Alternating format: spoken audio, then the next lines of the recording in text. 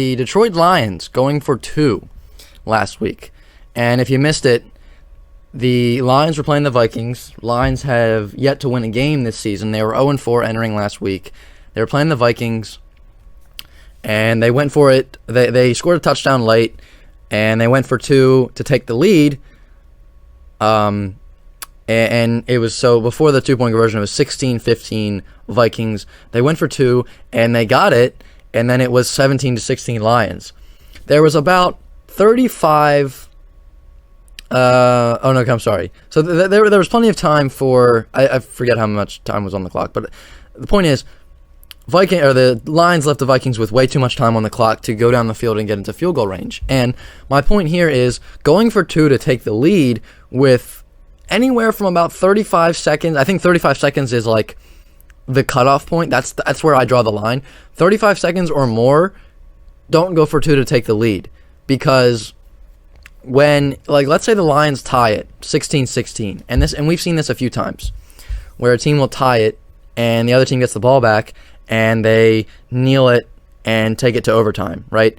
The Vikings in a 16-16 game, I think that maybe you see them run a few plays to try to get into field goal range, but not the way they did being down 17-16. Maybe they run a few plays, see if they can get any big chunk play and get in field goal range, and if not, then they're happy to kneel it down and take it to overtime. However, when the other team takes the lead, you really don't have a choice. You can't just be like, oh, we'll take it to overtime. No, because you can't, because you're losing. So, the Vikings were forced to go down the field and get in field goal range. They didn't have a choice. It didn't matter how much time was on the clock, unless they want to lose, of course, in which they wouldn't try. But for obvious reasons, the team, no matter how much time is on the clock, the Vikings in that situation being down, it doesn't matter how much time is on the clock, as I said, they are forced to go down the field and try to get into field goal range, which is what we saw. And they did so, got in field goal range, made the field goal, and beat the Lions 19-17. And Dan Campbell, I'm telling you, do not cut the cord early on Dan Campbell. I'm begging you, Detroit, please do not mess this up. Because I understand the Lions are 0-5, but if you look at all the games where they made a comeback or they were just that close to winning, like, this is his first year. Give him 2 or 3 more years. Those are going to turn into wins, right? Maybe he comes back in that San Francisco game 2 years from now. Maybe he beats the Ravens 2 years from now. He could have beaten the Vikings. He could have beaten the Vikings this past week, much less 2 years from now.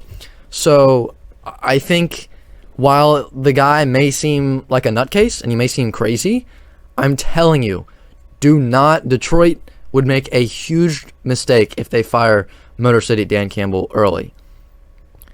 Not only does he have the personality, he has the smarts, and he has the guts to be a coach, to be like a legitimate head coach in the NFL.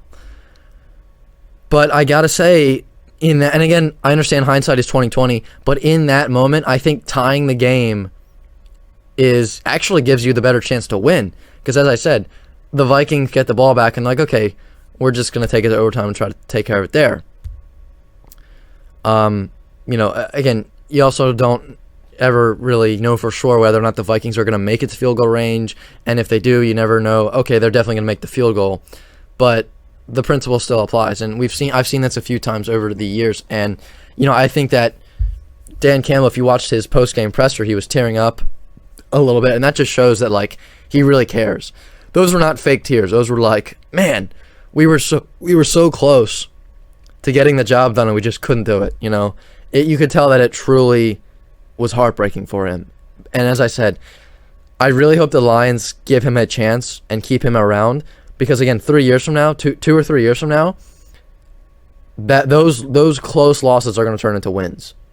And all they need really is a good quarterback, some more weapons on the offense. Their tight end, TJ Hawkinson, and DeAndre Swift are solid. That no improvement needed there. They do need some better wide receivers, a good quarterback, and some work on the defense as well. Compare that with Dan Campbell taking his coaching philosophy, and as I said in previous weeks, You watch the Lions, they never give up. They never, ever give up, just like he said they would. Or, just like he kind of said it in his presser when he got hired. So I really think he has it. I understand they're 0-5, but he has what it takes to, in the future, to be a good head coach and lead the team to success in years to come.